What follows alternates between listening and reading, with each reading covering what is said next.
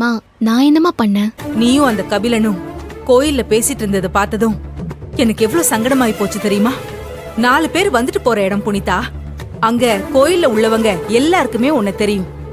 தென்முக நம்பியோட பொண்ணு இப்படி யாரோ ஒரு பையன் கூட உட்கார்ந்து பேசிக்கிட்டு இருக்குன்னு தப்பா நினைக்க மாட்டாங்க?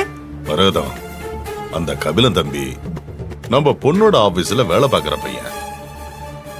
அதுவும் இல்லாம அவன் முன்ன பின்ன தெரியாத ஆளு கூட கிடையாது. என் சிநேகிதன் பெரியசாமியோட பையன். அது மட்டும் இல்லாம புனிதா தான் சொன்னால எதேச்சேதான் கோயில்ல கபிலனை பார்த்தேன்னு.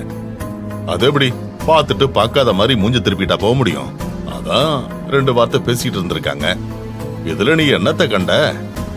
இதுக்கு போய் மனசு சரியில்லைன்னு சொல்ற. என்ன மருதான்? ஏங்க, நான் என்ன சொல்ல வரேன்னு நீங்க புரிஞ்சுக்காம பேசாதீங்க. நமக்கு நல்லா தெரியும் அந்த பையன் யாரு என்னன்னு. ஆனா பாக்குற 4 கண்ணுக்கு அதெல்லாம் தெரியுமாங்க? அவங்கெல்லாம் என்ன நினைப்பாங்க? புனிதா யாரோ ஒரு பையன் கூட பேசிக்கிட்டு இருக்கா அப்படின்னு நினைச்சுக்குவாங்க. 4 பேர் என் பொண்ணை தப்பா பேசுறத பாத்துக்கிட்டு என்னால எப்படிங்க சும்மா இருக்க முடியும்? மா நீங்க சொல்றது எனக்கு நல்லா புரியுதுமா. சாரிமா. சாரிலாம் எதுக்கு புனிதா? உன்னை யாரும் எதுவும் தப்பா சொல்லிடக்கூடாதுன்னு தாமா நான் நினைப்பேன். என் விருப்பத்துக்கு மாறா நீ நடந்துக்க மாட்டேன்னு அம்மாக்கு நல்லா தெரியும். என் உலகமே நீதானடா.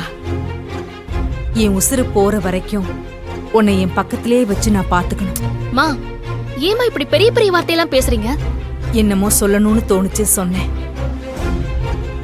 நம்ம 2 பேருக்கும் நடுவுல யாரும் வந்துடக்கூடாது. அம்மா நீங்க பயப்படுற அளவுக்கு எதுவும் நடக்காதுமா. மா நான் உங்க மடியில படுத்துக்கிட்டுமா? படுத்துக்கோமா, வா.